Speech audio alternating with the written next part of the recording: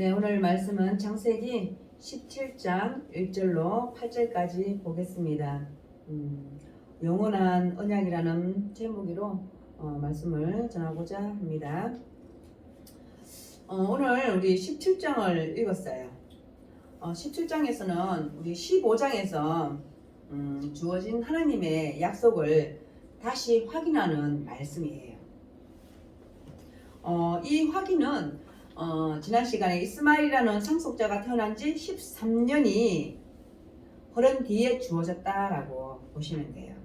스라의 몸을 통하여서 태어날 아들이 계약의 상속자가 된다는 그 약속의 말씀이다라는 것입니다. 그런데 우리 이전까지는 하나님의 약속은 있었어요. 근데 실제로 아직 이루어지지 않았다라는 것입니다. 그렇기 때문에 아브라함도 사례도 체념하고 그리고 아무 일도 없었다는 뜻이 잊고 살았다라는 것입니다. 그런데 오늘 본문을 통해서 보면 하나님께서는 아브라함과 한 그 약속을 잊지 않고 계셨다라는 것입니다. 하나님은 그러신 것 같아요. 우리는 혹 잊고 살지라도 하나님께서는 한번 하신 그 약속은 잊으시지 않으신다라는 것입니다. 그리고 우리는 때로는 세상살이가 힘들어서 포기할 때 있어요. 그죠? 그런데 하나님께서는 포기하시지 않으신다라는 것입니다. 하나님 하시는 게 아니고 우리가 포기한다는 거예요. 하나님 우리를 버리시는 게 아니고 우리가 하나님을 버리신다는 거예요. 그런데 하나님께서는 오늘 본문을 통해서도 보면 한 번 하신 그 약속은 하나님께서는 잊지 않으시고 꼭 실행에 옮기신다라는 것입니다. 오늘 말씀을 우리 읽었다시피 하나님은 아브라함에 대한 그 약속, 첫 번째로 열국을 주겠다라고 얘기해요. 많은 나라의 조상이 된다라고 말씀하고 있다라는 것입니다. 창세기 25장과 36장의 족보를 보면 이스마엘, 에돔, 미디안 그리고 많은 민족의 아브라함의 후손이 될 거라고 언급하고 있다라는 것입니다. 바로 이 약속이 이루어진다는 증거로 하나님은 오늘 본문에서 아브라함의 이름을 아브라함으로 바꾸어 주신다라는 것입니다. 이것은 창세기에서부터 처음으로 개인의 이름을 바꾼 경우예요. 오늘 읽었다시피. 그리고 둘째로는 힘이 번성케 하리라라는 하나님의 약속인데 바로 이것은 2절의 내용을 반복하고 있다라는 것입니다. 바로 내가 내 언약을 나와 너 사이에 두어 너를 크게 번성하게 하리라 하시니 라고 2절에서 말씀하고 있습니다. 바로 하나님께서는 심히 번성케 하리라 라는 약속을 하셨다라는 것입니다. 그 내용은 더 구체적으로 말씀하고 있습니다. 아브라함의 후손들이 많은 나라를 세울 뿐만 아니라 그 나라들의 다스릴 왕들도 그 후손들이 된다라고 말씀하고 있다는 것입니다. 바로 이것은 아브라함 후손들이 독립된 여러 나라로 나누어져 살 만큼 매우 번성하게 된다는 것을 의미하고 있다는 것입니다. 그리고 셋째로 아브라함과 맺은 하나님의 계약은 그의 후손들에게도 영원히 유효하다는 것입니다. 우리 그렇잖아요. 내가 믿는 하나님을 우리 자녀 손손 대대로 그 하나님을 믿는다면 얼마나 그같이 기쁜 게 없잖아요. 그죠? 바로 마찬가지예요. 오늘 말씀을 통해서 보면 바로 아브라함과 맺은 그 하나님의 계약이 그 후손들에게도 영원히 유효하다라는 것을 말씀하고 있다는 것입니다. 즉 하나님의 약속은 아브라함의 자손 대대에 걸쳐서 이루어진다라는 것을 말씀하고 싶은 거예요.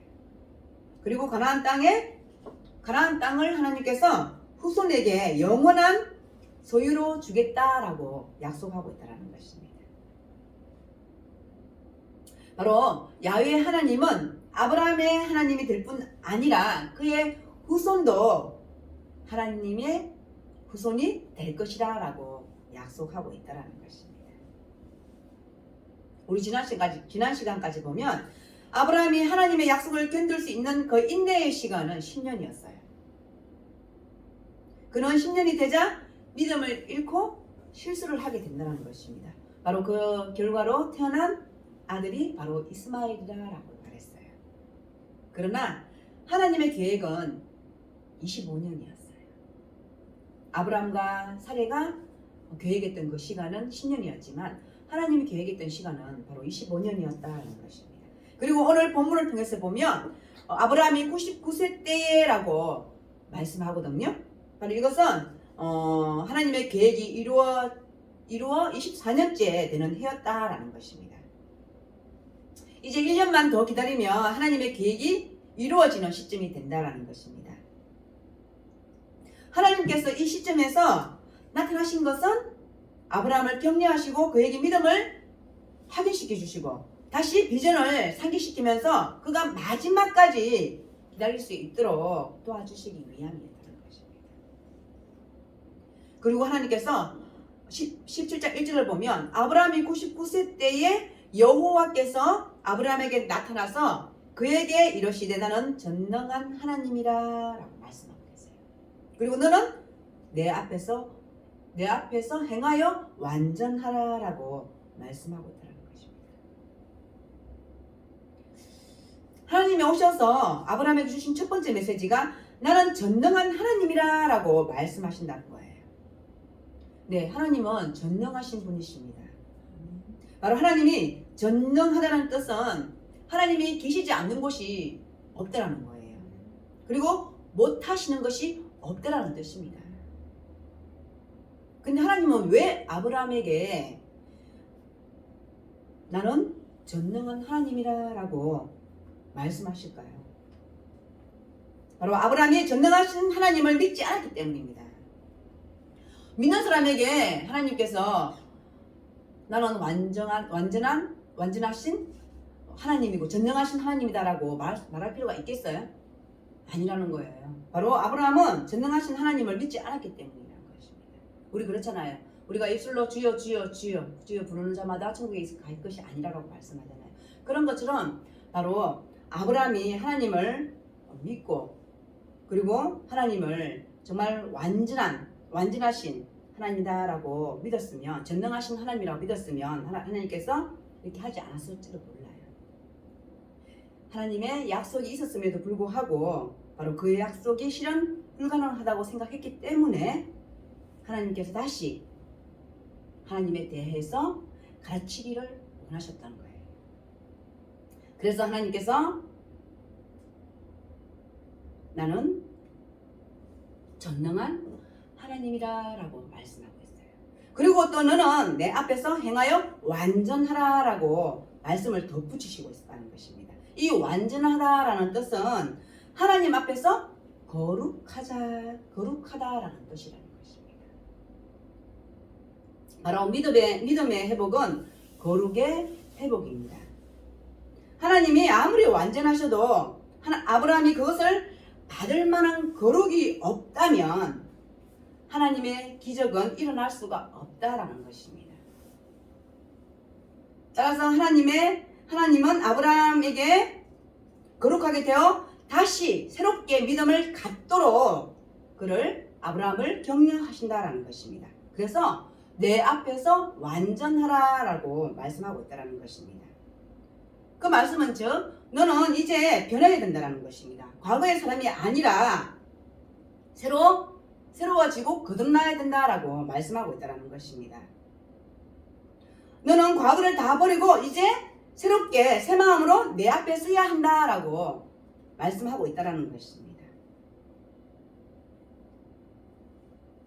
그리고 3절에 보면 하나님께서 이렇게 1절에서 말씀하셨어요.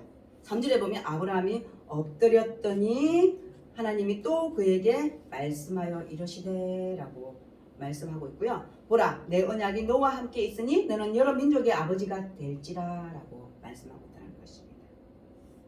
바로 이 말씀은요 24년 전에 아브라함이 갈대아 우르를 떠날 때에 하나님께서 하셨던 말씀입니다. 하나님께서 그때 이렇게 말씀하셨습니다. 창세기 12장 2절을 보면 내가 너로 큰 민족을 이루고 내가 복을 주어 내 이름을 창대케 하리니 너는 복의 권원이 될지라 라고 말씀하고 있다는 것입니다. 바로 이 말씀을 듣고 아브라함은 본토 친척 아비 집을 떠나서 미련 없이 버렸다는 것입니다. 그리고 하나님이 지시한 땅으로 걸어갔다는 것입니다.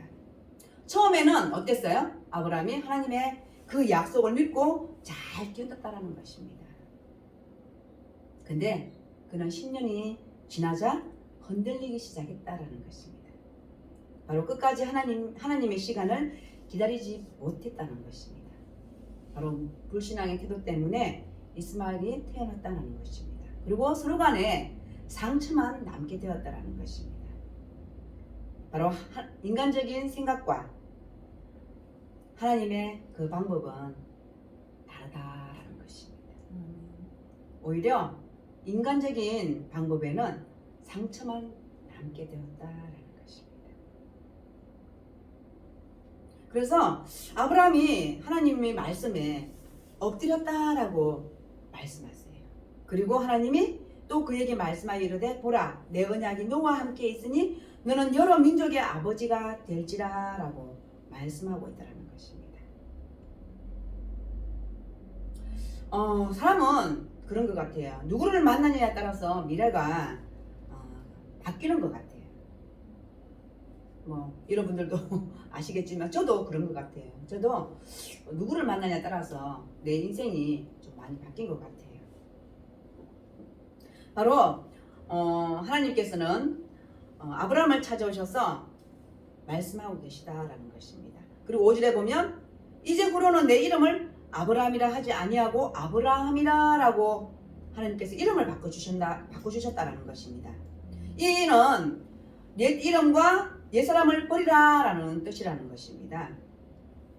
바로 내가 하고 싶은 내 과거의 스타일이 아니라 바로 하나님의 일을 할 수 있도록 하나님께서 만들어 주신다라는 것입니다. 바로 하나님께서는 우리에게 원하는 것은 새 사람이 되는 것입니다. 바로 옛 것을 버리고 새 사람이 되라라고 말씀하고 있다는 것입니다. 우리 이제 예수를 알았잖아요, 그죠? 우리는 하나님을 알고 예수를 알았기 때문에 바로 우리가 예전에 과거의 내가 아닌 바로 이제는 예수의 사람으로 바뀌라라고 말씀하고 있다는 것입니다. 바로 갈대아 우르에서 살고 있었던 아브라함은 하나님을 만났기에 자기가 살던 땅을 떠나서 발걸음을 옮겼고 그리고 비전을 가졌다라는 것입니다. 그리고 한 가족의 아버지에서 온 열방의 조상으로 바뀌는 놀라운 축복을 받게 되었다라는 것입니다. 바로 5절 이하에 이는 내가 너를 여러 민족의 아버지가 되게 함이라 라고 말씀하고 있습니다. 바로 한 개인의 아버지가 한 민족의 아버지도 아닌 온 열방과 모든 민족의 아버지라 라고 하나님께서 말씀하셨다라는 것입니다. 바로 아브라함을 다시 찾아오신 하나님께서는 지금 아브라함에게 그렇게 될 것이라 라고 말씀하고 있다라는 것입니다. 이게 얼마나 큰 축복이에요. 여러 민족의 아버지가 되게 하신다라고 말씀하고 있다라는 것입니다. 그리고 6절은 내가 너로 심히 번성하게 하리니 내가 내게서 민족들이 나게 하며 왕들이 내게로부터 나오리라 라고 말씀하고 있어요. 바로 하나님께서는 아브라함이 하나님을 믿었다라는 그 단순한 사실로 인해서 엄청난 복을 약속하셨다라는 것입니다. 바로 먼저는 번성의 복을 약속하셨다라는 것입니다. 바로 믿음을 가지면 번성하는 복도 받는다라는 것입니다. 창세기의 축복은 바로 생육하고 번성하여 땅에 충만하라라는 것입니다. 바로 하나님께서는 내가 내 언약을 나와 너 및 내 대대 후손 사이에 세워서 영원한 언약을 삼고 너와 내 후손의 하나님이 되리라 라고 하나님께서 말씀하신다는 것입니다. 바로 오늘 7절에서 열국의 아비가 되게 하시겠다는 번성의 복을 약속하신 하나님은 이어서 후손이 대대로 복을 받게 하겠다라는 약속을 하셨다라는 것입니다. 바로 하나님의 축복과 언약은 아브라함과 하나님과의 관계에서만 묘한 것이 아니라는 것입니다. 바로 너와 나 사이에 맺어진 언약은 내 후손 대대로 유효할 것이다 라고 말씀하고 있습니다. 바로 하나님께서는 나는 그들의 하나님이 될 것이다 라고 약속하셨다라는 것입니다. 또한 하나님께서 하시는 언약은 영원한 언약이다 라는 것입니다. 하나님의 언약은 일시적인 것이 아니라 시간이 지나가도 쇠하지 아니한다는 것입니다. 오히려 세월이 가면 갈수록 더 강해지고 분명해지는 것이 하나님의 언약이다라는 것입니다. 네. 그리고 오늘 마지막 8절을 보면요. 내가 너와 내 후손에게 내가 거류하는 이 땅 고난 곧 가나안 온 땅을 주어 영원한 기업이 되게 하고 나는 그들의 하나님이 되리라 라고 말씀하고 계세요. 하나님께서는 바로 땅의 복까지 주셨다라는 것입니다.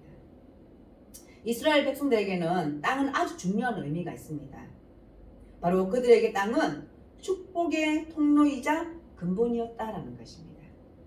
바로 하나님은 갈대아 우르에서 잘 살고 있는 아브라함에게 나타나셔서 너는 너의 본토 친척 아비의 집 곧 그 땅을 떠나서 내가 너에게 지시할 땅으로 가라라고 명령하셨다라는 것입니다.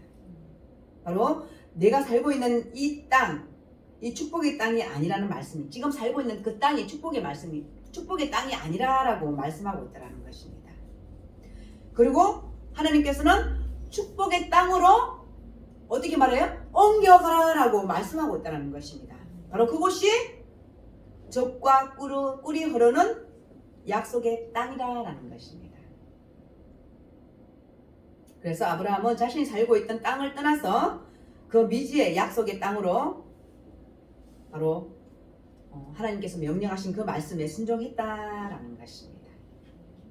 그런데 이 하나님의 약속의 땅이 있잖아요. 이 하나님의 약속의 땅, 지금 우리가 가나안 땅이라고 말을 해요.